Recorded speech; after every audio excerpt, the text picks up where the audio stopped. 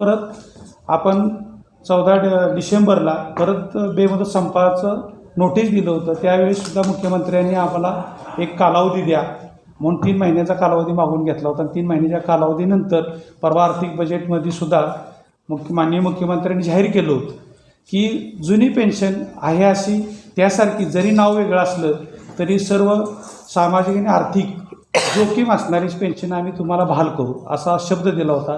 मात्र तो शब्द दिल्यानंतर कर्मचाऱ्यांचं नोटिफिकेशन अधिसूचना काढण्यासाठी विलंब शासन करत होतं आणि ते विलंब करत असल्यामुळं कर्मचाऱ्याच्यात एक असंतोष निर्माण झाला की बाबा अधिसूचना दिली माननीय मुख्यमंत्र्यांनी की विधिमंडळात जाहीरपणे आव्हान आणि हमी दिली होती आणि हमी देऊनसुद्धा अधिसूचना काढली जात नाही किंवा टाळाटाळ केली जात नाही. त्यामुळं 11 ऑगस्टला समन्वय समितीची मुंबईला मिटिंग झाली होती आणि त्या मिटिंगमध्ये सर्वांशी ठरलं की परत बेमुदत संपाला सामोरं जायचं.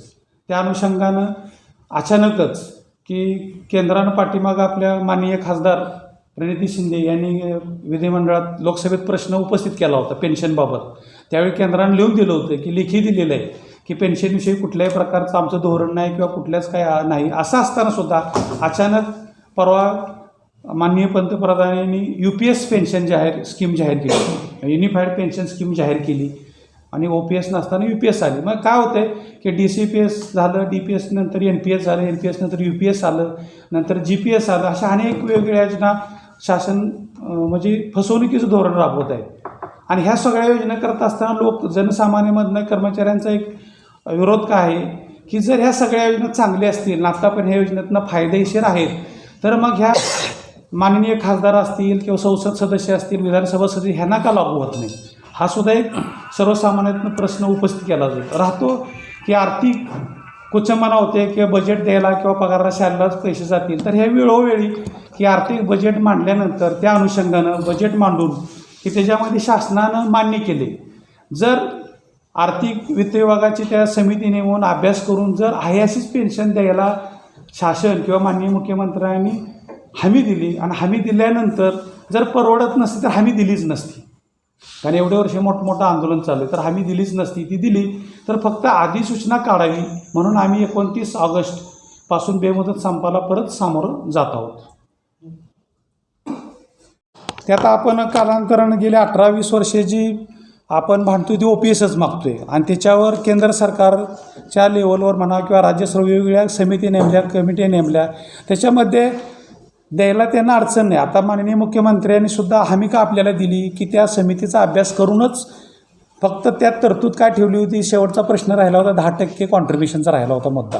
बाकी आहे अशीच सर्व पेन्शन द्यायला त्यांनी मान्यता दर्शवली होती आणि ती बी विधिमंडळात दर्शवली होती. आता विधिमंडळात एखादा जर पटलावरून विषय झाला तर त्याचं किती प्रावधान असते ते आपल्यालाही माहिती आहे. मग असं असतानासुद्धा काल काय केलं, माननीय मुख्यमंत्र्यांनी U-टर्न मारला की अचानक केंद्राने जी डिक्लेअर केली तीच आम्ही राज्य कर्मचाऱ्यांना केंद्रानं 25पासून लागू केली तर तेच 1 वर्ष अगोदर 24पासून आम्ही तुम्हाला द्यायला तयार, असं कालच्या मिटिंगचं माननीय मुख्यमंत्र्यांचं वक्तव्य आहे.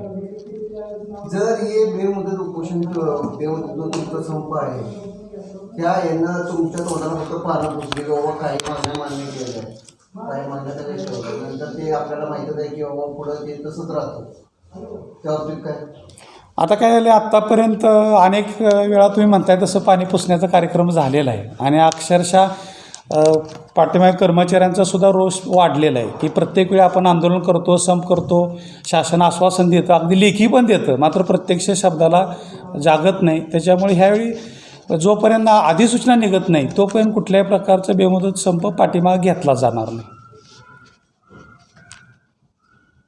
आणि टोटल अशासकीय म्हणजे पंचायत समिती असेल, जिल्हा परिषद असेल, महाशिक्षक, शिक्षक, शिक्षकेतर कर्मचारी टोटल 17.5 लाख कर्मचारी होते.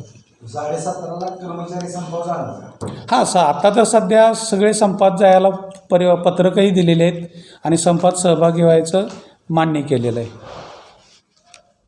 आता यावर आज समन्वय समितीची आज मुंबईला मिटिंग होणार आहे संध्याकाळी 4 वाजता. त्या मिटिंग झाल्यानंतर सुद्धा आपल्याला पुढं रूपरेषा ठाम राहील. आत्ता तर रूपरेषा फायनलच केली की बेमुदत संपाला आपण सामोरे जाणार आहोत म्हणून. मात्र समन्वय समितीची मिटिंग आजसुद्धा मुंबईत 4 वाजता कॉल केलेली आहे. त्या मिटिंगमध्ये सुद्धा काय असेल ते आपल्याला कळवलं जाईल. काय नवीन काय बदल झाला, चेंज झाला तर. पेन्शन का लिम केले की एवढी मोठी सर्व्हिस. आता ह्याच्यामध्ये तुलना कशी केली जाते की जे आता शासकीय लोक एक दिवस जरी शपथ घेतली विधानसभेत किंवा विधान परिषद तर त्यांना जुनी पेन्शन लागू होती.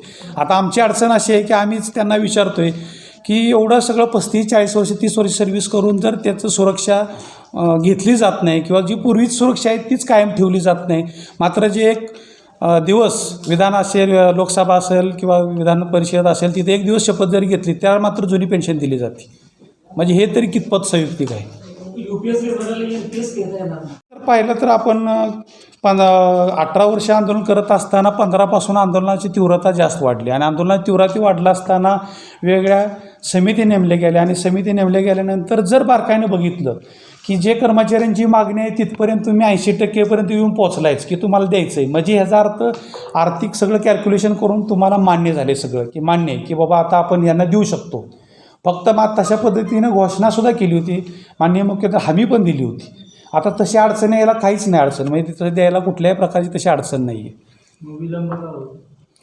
आता विलंब म्हटलं तर शासकांनाच बऱ्याच वेळा आपण धोरण बघतो त्याच्यामागे वेगवेगळी कारणं असतात की बऱ्याच ठिकाणी आपण बघितलं की इतर राज्यामध्ये पेन्शन दिले गेले, बाल गेलं, त्यानंतर शासन मतदान झालं किंवा आता डोळ्यासमोर पुढं आचारसंहिता आहे, मतदानाचं आहे, ह्या अनुषंगानं सुद्धा बऱ्याच वेळा आपण सुगीचे दिवस म्हणून आपण इतर वेळी आपण हाच कालावधी असतो की जेणेकरून आपल्याला काही गोष्टी मान्य करून घ्यायच्या असतील शासनाकडून तर त्या दृष्टिकोन आपलं मागं आहे. आता विलंबाची वेगवेगळी कारणं आहेत. त्याच्या कारणातनं पहिलं कारण आहे की केंद्र सरकारचं धोरण, कारण केंद्र सरकार एक जे महासंघ आहे त्या महासंघानं केंद्र लेवलवर सुद्धा अनेक आंदोलनं मोठी झाली, म्हणजे 7-7, 8-8 लाख कर्मचाऱ्यांची मोठी आंदोलन झाली. मात्र आत्तापर्यंत केंद्राने U-टर्न घेतला होता. केंद्रानं कायम म्हणणं आहे की आम्ही कुठल्या पद्धतीचं समिती नाही, अहवाल नाही किंवा आमचं कुठलंही धोरण नाही असं जुन्या पेन्शन परत देण्याचं वगैरे. मात्र अचानक केंद्रानं काल UPS डिक्लेअर केलं. आता आपल्यालाच प्रश्न पडला आहे की कोणाची मागणी नसताना की कुठलेही काय नसताना, चर्चा नसताना, सद्यस्थितीत आंदोलन असताना आता आपण डिक्लेरेशन कधी करतो, आंदोलन चालू आहे त्यावेळी आपण माननीय मुख्यमंत्री असतील, पंतप्रधान असतील येऊन तुम्हाला हमी देतात किंवा लिखी देतात. मात्र आत्ता केंद्रीय स्तरावर जे डिक्लेरेशन झालं त्याच्या बाबतीत जर आपण बारकाईने विचार केला तर आत्ता कुठलीच घडामोडी नाही तिथं. ना केंद्र स्तरावर कुठलं आंदोलन चालू सद्यस्थितीला, ना कुठल्या माननीय खासदार आमदारांनी संसदेत तो प्रश्न सध्या मांडला होता. ज्यावेळी मांडला होता त्यावेळी लिखित उत्तर दिलं की ह्याबाबत कुठलंच धोरण नाही म्हणून. मात्र अचानक डिक्लेरेशन केलं. मग आता हे महाराष्ट्र शासनाचं पुढचं होणारं इलेक्शन डोळ्यासमोर केंद्राने डिक्लेअर घेतलं का असा सुद्धा आपल्याला प्रश्न उपस्थित होतो. कारण कुठलीच मागणी नसताना किंवा कुणीही नसताना अचानक जर एखादा मुद्दा उपस्थित सोडवला जातो आणि तो सुद्धा गैरप्रकारे, म्हणजे तशा पद्धती कर्मचाऱ्यांची कुठलीही मागणी नाही आहे. सरकारी मुद्दा आहे तसा आमचा कंत्राटीकरणासुद्धा दुसराच मुद्दा आहे की जर आपण बऱ्याच वेळा आता वयोश्री आणली शासनानं, म्हणजे शासनाच्या योजनाबद्दल आपल्याला काय ही असण्याची अडचण नाही. वयोश्री आली, त्यानंतर तुमचं आता ह्याचं आहे लाडकी बहीण आली, लाडका भाऊ आला, नंतर स्किल डेव्हलपमेंटचा सुशिक्षित बेकारांचा प्रश्न आला, 8-10 हजार पेन्शनचं वगैरे 6 महिन्यासाठी जे पद्धतीने योजना राबवली. तर ह्या ज्या सगळ्या योजना राबवत असताना आमचं पहिल्यापासून म्हणणं आहे की जे कंत्राटी आहे त्यांना वेगवेगळी विशेष बाब म्हणून शासनात सेवेत सामावून घ्या म्हणून, कारण ते 10-15 वर्ष काम करतात कंत्राटी म्हणून आणि एक मामूली वेतनावर काम करतात. मग जर 15 वर्ष 10-14 वर्ष जर त्यानं शासनाला सेवा दिली असेल तर त्याला एक वेळची बाब म्हणून शासन सेवेत सामावून घेतलं पाहिजे. दुसरी गोष्ट 2.5 ते 3 लाख रिक्त पद आहेत, मग त्यांना सामावून घ्यायला काहीच अडचण नाही.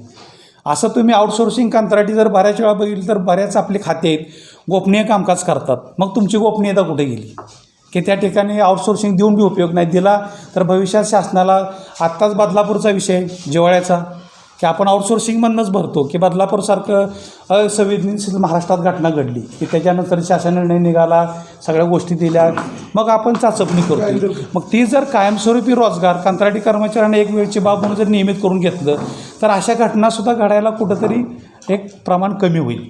कारण ज्यावेळी शासकीय कर्मचारी कायमस्वरूपी घेतो की त्याच्यावर रिस्पॉन्सिबिलिटी जबाबदारी असतात, त्याच्यावर कारवाई असते, ह्या गोष्टी आहे. मात्र आउटसोर्सिंगवर काहीच नियंत्रण नाही, म्हणजे तो आज आहे उद्या आहे आपण त्यावेळी करतो आहे, मात्र ह्या अडचणी उभ्या केल्या जातात.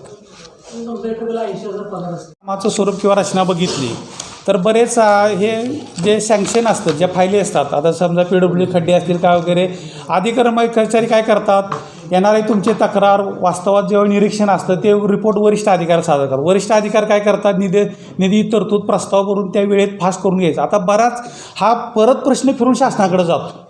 शासनानं जर जशी एक खिडकी योजना आहे अशा पद्धतीनं योजना आखल्या किंवा तात्काळ जिथं गरजेचे आहे, आता रस्त्यात एवढे अपघात झाले एवढे लोक मृत्यू पडतात हे ते म्हणजे सांगता येणार एवढी संख्या आहे, तर त्याला काय होतं, शेवटी शासनाचीच मंजुरी लागते. बऱ्याच वेळा आर्थिक तरतूद अचानक करायचं म्हटलं की त्यांच्या बजेटमध्ये अप्रूव्हल करूनच कामाला निपटारा करावा लागतो. आता वास्तविक तिथं कर्मचाऱ्यांचा डायरेक्ट रोल येत नाही. कर्मचारी रोल काय असतो, एखादी यंत्रणा किंवा काय स्कीम राबवताना की तो बेस खाली फील्डवर काम करतो. डाटा कलेक्ट करणं, फॉर्म कलेक्शन करून घेणं, त्याच्यावर प्रोसेस करणं, त्याचा प्रस्ताव तयार करणं, वरिष्ठ अधिकाऱ्याला सादर करणं आणि वरिष्ठ अधिकारी मग तो परत प्रस्ताव मंत्रालयाने ह्याच्याकडेच पासिंगला जातात. म्हणजे त्याच्यामध्ये वैयक्तिक तसा कुठल्याही योजनेमधला प्रत्यक्ष कर्मचाऱ्याचा रोल नसतो. कर्मचारी जिथं रोल असतो आहे तिथं प्रामाणिक करतो. आता समजा पाऊस पडला, पंचनाम्याला जातो, तिथं कर्मचारी स्वतः जाणार. मात्र जो डिसिजन घ्यायचा आहे, जे काय बेनिफिट द्यायचं आहे किंवा त्याच्यावर काय धोरण स्वीकारायचे ते शासनाचाच रोल राहतो शेवटी. आणि तिथं कर्मचाऱ्यांचा काही रोलच येत नाही. आपण संपाला 29 ऑगस्टपासून बेमुदत संपाला परत सामोरं जात आहोत. माननीय मुख्यमंत्री महोदयांनी जी विधिमंडळात हमी दिली होती, आश्वासन दिलं होतं, त्यापासून U-टर्न घेतलेला आहे. काल केंद्रानं जी UPS योजना जी जाहीर केली त्या UPS योजनेप्रमाणेच राज्यानं तशाच पद्धतीची योजना जाहीर केली. मात्र प्रत्यक्षात माननीय मुख्यमंत्र्यांनी आर्थिक आणि सामाजिक हमी असलेली पेन्शन योजना डिक्लेअर जाहीर केली होती. मात्र त्याची अधिसूचना काढणे बाकी फक्त होतं. मात्र अधिसूचना न काढल्यामुळं पूर्ण राज्यभरातील सर्व 17 लाख शासकीय निमशासकीय कर्मचारी 29 ऑगस्टपासून बेमुदत संपावर जात आहेत. त्याचबरोबर जिव्हाळ्याच्या मागणीबरोबर कंत्राटीकरणाचा महत्त्वाचा मुद्दा आहे की कंत्राटीकरण जे कर्मचारी आहेत त्यांनी एक वेळची बाब म्हणून शासनात सामावून द्यावं. त्याचबरोबर जे नोकर भरते जे रिक्त जागा आहेत त्या तात्काळ भराव्यात आणि अशा इतर प्रलंबित 19-20 मागण्या आहेत त्या मागणीबाबत बेमुदत संपाला सर्वजण सामोरे जात आहे. जिल्ह्यातील शासकीय निमशासकीय नंतर शिक्षक शिक्षकेतर संघटना सर्वच मिळून सातारा जिल्ह्यातून 35,000 कर्मचारी पूर्ण 100% संपात सहभागी होणार आहेत. आणि याबाबत आज समन्वय समितीची मुंबईला मिटिंग आहे. त्या मिटिंगमध्ये जो निर्णय होईल तो आपला सर्वांना तात्काळ कळवण्यात येईल.